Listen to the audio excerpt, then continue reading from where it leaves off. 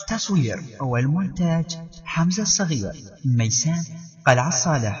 هاتف 07866368884 وبأحدث الكاميرات. عاللسان بنت عراقية أهلها معودينها يقولوا لها أبوك بالجهاد أبوها شهيد. مريت أعلى داره طلعت بنية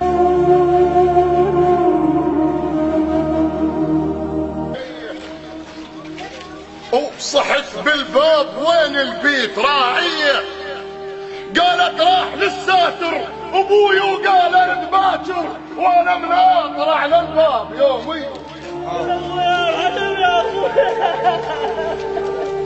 أنا صاحب طوده وفاقده وجيته يا أخويا وحكت وياي بده وكن حاجته، قالت لي يرد وهنام دانيته، قالت لي يرد وهنام دانيته، وحس النار شبت كل كتر بيه. ولك على شاش يا أخويا. قالت من يرد سالم واشوف انه اقول له صاحبك يا واردك عنه، واقول له واوصي له ماشي ما نشد عنه، وبخر البيت بالبدله الجهاديه.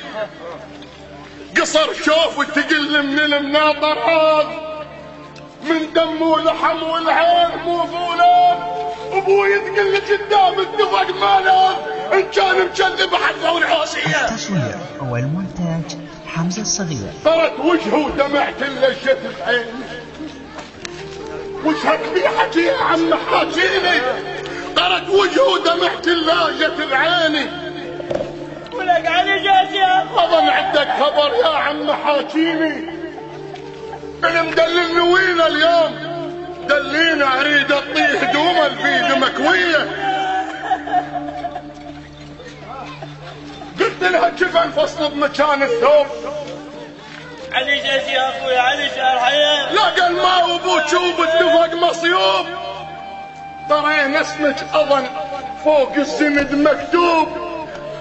بويا مودعه والعشره منهيه، حطت راسها ما بين رجليها واختارت علي وشلون اراضيها، حطت راسها ما بين رجليها واختارت علي وشلون اراضيها.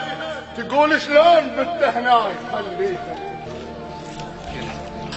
مثلك يا شهم بنتك عنوديه، مثلك يا شهم بنتك عنوديه. احنا تعلمنا نظام ابيكم يا هالزود نتعلم